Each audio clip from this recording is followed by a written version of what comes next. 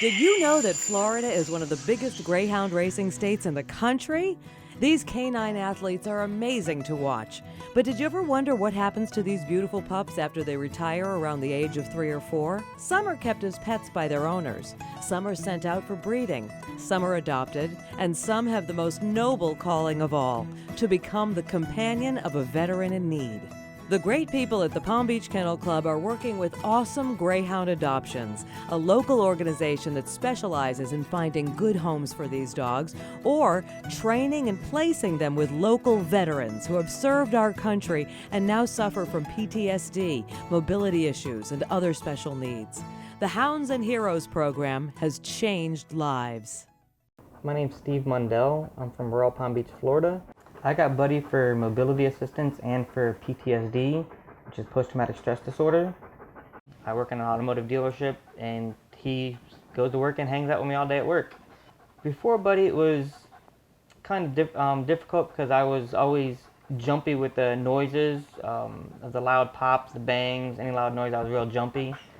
But now it's like they don't even affect me anymore. It takes a lot of love, patience, and funding to train racing greyhounds who are used to sprinting. But as service dogs, they need to be able to go all day with their veteran.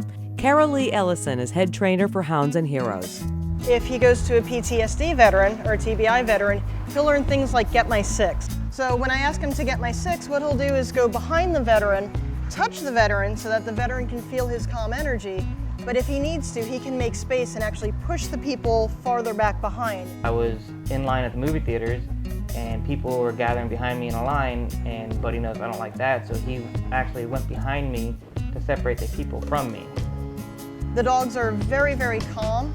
It's part of the breed, and that goes a long way towards helping a veteran that may be anxious about a situation to know, hey, my dog's okay with it, I can be okay with it. My name is Frank Policastri. I'm now living in Singer Island. I was in the U.S. Army from 1972, and I was medically retired in 1983. I was having a difficult time walking and keeping balance, and actually I had to walk with a cane. They already issued me a motorized scooter, and I was going to have to go into one of them full time, and I was really not wanting to do that.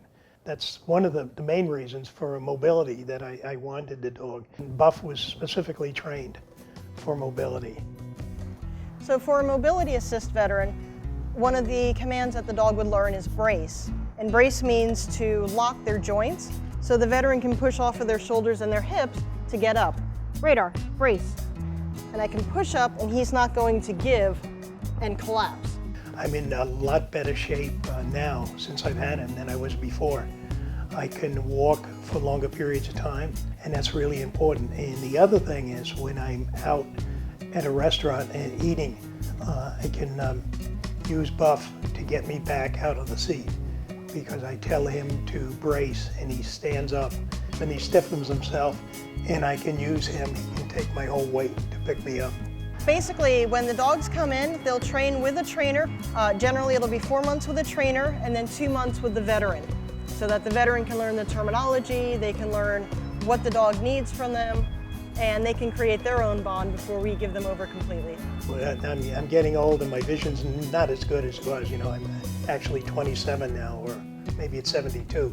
But anyway, he turns around and he kind of, when I come to a curb or something, he kind of looks and he kind of lets me know that I'm at a curb, and he'll look before I cross the street. So, you know, he wasn't trained to do these things. It just, you know, he picks up on it, and just amazing the stuff that he'll do.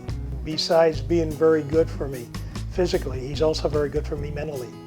You know, he gives you a reason to get up early in the morning because he's not going to let you sleep. But, you know, you get up and you start the day and you do things, and there's nothing about him in the 8 months now that since I've had him that I dislike about him. My son loves him. Everybody in the family has a great bond with him. He's not even like a dog, he's a family member. I thank Barbara, and I thank Carol Lee and everybody else that's associated with Awesome Greyhound Adoptions and Hounds and Heroes. They've been fantastic. They really have. They certainly have changed my life, and I think they've added 10 years to it. So I'll live to be 37.